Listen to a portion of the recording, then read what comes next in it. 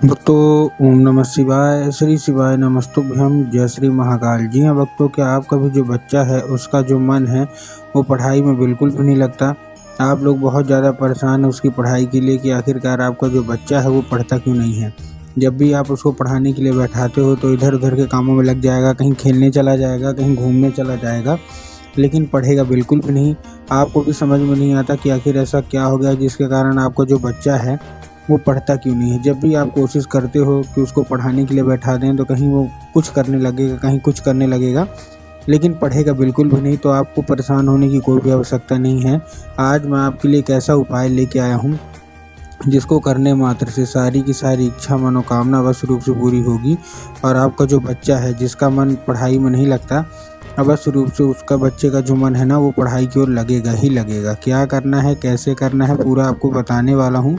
तो बस उपाय ध्यान से सुन के अच्छे से करिएगा ज़रूर। और अगर आपने आज का ये उपाय ध्यान से सुन के और अच्छे तरीके से कर लिया तो अवश्य रूप से आप देखेंगे कि इच्छा मनोकामना जो कुछ भी है आपकी ना अवश्य रूप से पूरी होगी ही होगी। क्या करना है, कैसे करना है, पूरा आपको मैं बताऊंगा, अच्छे तरीके से आपको समझाऊंगा। तो बस एक एक चीज़, एक एक उपाय आपको ध्यान से सुनना बस है। इस चीज़ का आपको ध्यान रख लेना है, ठीक। देखिए, आपको भी पता है कि जो पूज्य गुरुदेव की जो कथा होती है ना उसमें लाखों की भीड़ आती है। कैसे भीड़ आती है? लाखों की भीड़ आती है। और जब गुरुदेव की कथा में लाखों की भीड़ आती है तो वहाँ ज़्यादातर जो भक्त रहते हैं वो क्या करते हैं, पत्र के द्वारा अपनी उनकी जो भी इच्छा रहती है वो पत्र के द्वारा अपनी इच्छा मनोकामना गुरुदेव तक पहुँचाते हैं। तो अभी गुरुदेव की कथा चल रही थी, आज से 4 से 5 महीना पहले की बात है। गुरुदेव की क्या है, कथा चल रही थी। और जब गुरुदेव की कथा चली तो वहाँ लाखों की भीड़ आई। अब जब गुरुदेव की कथा में लाखों की भीड़ आई तो वहाँ ज़्यादातर जो भक्त थे उन्होंने क्या किया, पत्र के द्वारा जो उनकी मनोकामना थी, जो उनकी इच्छा थी, वो पत्र के द्वारा अपनी इच्छा मनोकामना गुरुदेव तक पहुंचाई। अब जब गुरुदेव के पास पत्र पहुंचा और गुरुदेव ने पत्र पढ़ा तो वहाँ गुरुदेव ने देखा कि ज़्यादातर जो भक्त हैं उनकी क्या है, केवल और केवल एक ही मनोकामना है। क्या मनोकामना है कि गुरुदेव, हमारा जो बच्चा है उसका जो मन है ना वो पढ़ाई में बिल्कुल भी नहीं लगता। हम लोग बहुत ज़्यादा परेशान हैं उसकी पढ़ाई के लिए कि आखिरकार हमारा जो बच्चा है वो पढ़ता क्यों नहीं है। जब भी हम उसको पढ़ाने के लिए बैठाते हैं तो कहीं वो घूमने चला जाएगा, कहीं वो खेलने चला जाएगा, कहीं वो कुछ करने लगेगा, लेकिन पढ़ेगा बिल्कुल भी नहीं। हमने उसके पीछे क्या कुछ नहीं किया, बहुत अच्छी उसको स्कूल में डाल के रखा है, बहुत अच्छा कोचिंग ट्यूशन दे रहे हैं, हर एक तरह की सुख सुविधा भी दे रहे हैं, लेकिन फिर भी वो जो बच्चा है ना वो नहीं पढ़ता। कृपया करके कोई उपाय बता दें। अब जब गुरुदेव ने देखा तब गुरुदेव ने 2 से 3 उपाय बताए और कहा, केवल और केवल ये उपाय कर लेना, तुम्हारा जो भी बच्चा है जिसका भी मन पढ़ाई में नहीं लगता, अवश्य रूप से उसका जो मन है ना वो पढ़ाई की ओर आकर्षित होगा ही होगा और पढ़ाई की ओर उसका जो मन है वो लगेगा ही लगेगा।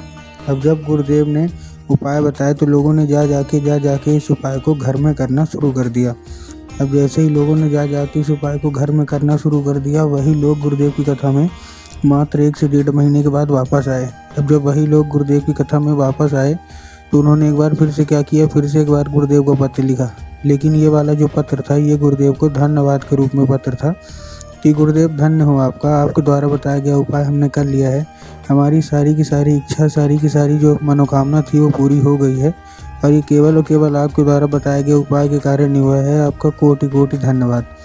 तो देखिए, जो लोग भी मेरी आवाज़ अभी सुन रहे हैं ना, अगर आपको भी जानना है कि आखिर ऐसा कौन सा उपाय है जिसको करने मात्र से इच्छा मनोकामना पूरी हो जाती है, तो चलिए हम बताते हैं आपको आज की इस वीडियो के माध्यम से कि आपको करना क्या है। तो बस उपाय ध्यान से सुन के अच्छे से करिएगा ज़रूर। और अगर आपने आज का ये उपाय ध्यान से सुन के और अच्छे से कर लिया तो अवश्य रूप से आप देखेंगे खुद बहुत सारी चीज़ें बदल जाएंगी और आपका बच्चा आराम से पढ़ने लगेगा। लेकिन उसके पहले चैनल पर अगर पहली बार आए हैं और आवाज़ मेरी पहली बार सुन रहे हैं तो वीडियो कर दें लाइक और चैनल को भी कर लें सब्सक्राइब, ताकि पूजनीय पंडित प्रदीप जी मिश्रा के रोज़ नए नए उपाय जो कि मैं उनकी कथा से सुनता हूँ, श्रवण करता हूँ, सबसे पहले मैं आपको प्राप्त करा सकूँ, ठीक। तो देखिए, जो हमारा सबसे पहला उपाय है, इस उपाय में आपको करना क्या है, जो हमारा सबसे पहला उपाय है, इस उपाय में आपको सबसे पहले लेना क्या है, इस उपाय में आपको सबसे पहले लेना है 3 काली तिल और 1 धतूरा। क्या क्या लेना है? 3 काली तिल लेना है और 1 धतूरा लेना है। अब देखिए, काली तिल और काली मिर्च में ना बहुत सारे लोग कंफ्यूज होते हैं कि काली तिल क्या है, काली मिर्च क्या, हमको थोड़ा साफ साफ बताओ। तब गुरुदेव ने साफ साफ बताया है कि आपको क्या लेना है। आपको लेना है काली तिल, साथ में धतूरा ले लीजिए और अपने बच्चे के हाथ में देकर उसको भेज दीजिए कहाँ, सीधा सीधा शिव मंदिर। अब जैसे ही आपका बच्चा शिव मंदिर पहुँचेगा, शिव मंदिर पहुँचने के बाद उसको बोलिएगा कि दक्षिण दिशा में खड़ा हो जाए और उत्तर की ओर अपना चेहरा कर ले। अब देखिए दक्षिण और उत्तर में भी बहुत सारे लोग कंफ्यूज होते हैं कि दक्षिण क्या है, उत्तर क्या, हमको थोड़ा साफ साफ बताओ। तब गुरुदेव ने साफ साफ बताया है कि आप जिस भी शिव मंदिर जा रहे हैं उस शिव मंदिर का जिधर साइड जलाधारी होगा आपको अपना चेहरा उधर साइड करके खड़े हो जाना है। ठीक, खड़े हो गए। अब खड़े होने के बाद आपको करना क्या है, एक नाम लेके, कौन सा, महादेव का बहुत ही सुंदर सा नाम है श्रम्भेश्वर महादेव। तो आपको करना क्या है, आपको श्रम्भेश्वर महादेव का नाम लेके और उन्हीं का स्मरण करके आपको चुपचाप क्या कर देना है, अर्पित कर देना है बस। पूज्य गुरुदेव कहते हैं कि अगर आपने ऐसा कर लिया तो अवश्य रूप से सारी इच्छा, सारी मनोकामना पूरी होगी ही होगी। ठीक, ये था पहला उपाय। अब हम चलते अपने दूसरे उपाय की ओर। अब देखिए जो हमारा दूसरा उपाय है, इस उपाय में आपको करना क्या है, इस उपाय में आपको लेना है एक लाल फूल। जितने भी माताएं हैं उनको एक लाल फूल लेना है। और लाल फूल जब आप लेंगे तब आपको ध्यान रखना है कि जो लाल फूल है वो कहीं से भी कटा फटा नहीं होना चाहिए, कहीं से भी खंडित नहीं होना चाहिए। और इस उपाय को करने के लिए आपके घर में क्या होना चाहिए, इस उपाय को करने के लिए आपके घर में माता सरस्वती की फ़ोटो या मूर्ति होना अति अनिवार्य है। अगर आपके घर में माता सरस्वती की फ़ोटो या मूर्ति है तब तो अच्छी बात है, लेकिन अगर आपके घर में माता सरस्वती की फ़ोटो या मूर्ति नहीं है तो आपको बाज़ार जाना है और माता सरस्वती की फ़ोटो या मूर्ति लेके आना है अपने घर। ठीक, ला लिया। घर लाने के बाद आपको करना क्या है, शाम के वक्त में जब आपके घर में पूजा पाठ होती है ना, तो शाम के वक्त में वो लाल फूल क्या करना है, आपको अर्पित करना है माता सरस्वती को और माता से उसको औषधि के रूप में मांगना है कि माता कृपया करके हमको इसको औषधि के रूप में प्रदान करिए। अब क्या होगा, अभी औषधि का रूप ले लेगा। अब आपको करना क्या है, उसी रात जब आपका बच्चा अच्छे तरीके से खाना पीना खा के सो जाए तो आपको लाल फूल उठाना है और अपने बच्चे के माथे पर 2 से 3 बार आपको क्या कर देना है, फेर देना है बस। पूज्य गुरुदेव कहते हैं ज़्यादा से ज़्यादा 1 महीना, ज़्यादा से ज़्यादा 1.5 महीना लगेगा। अवश्य रूप से जो भी इच्छा मनोकामना है वो पूरी होगी ही होगी।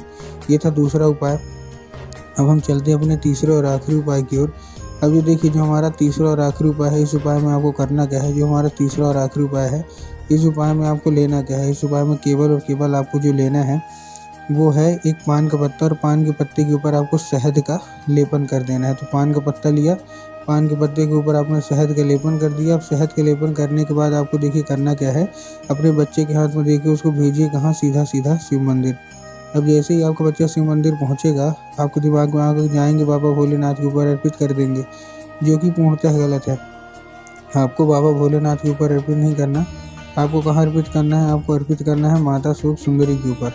अब देखिए जिसको पता है कि माता सूख सुंदरी की जगह कहाँ होती है उनका तो ठीक, लेकिन बहुत सारे ऐसे लोग हैं जिनको ही नहीं पता कि माता सूख सुंदरी की जगह कहाँ होती है। तब गुरुदेव ने बताया जो जलाधारी है, जलाधारी के बिल्कुल बीचों बीच उनकी जगह होती है। तो बस आपको चुपचाप क्या कर देना है, वहाँ अर्पित कर देना है बस।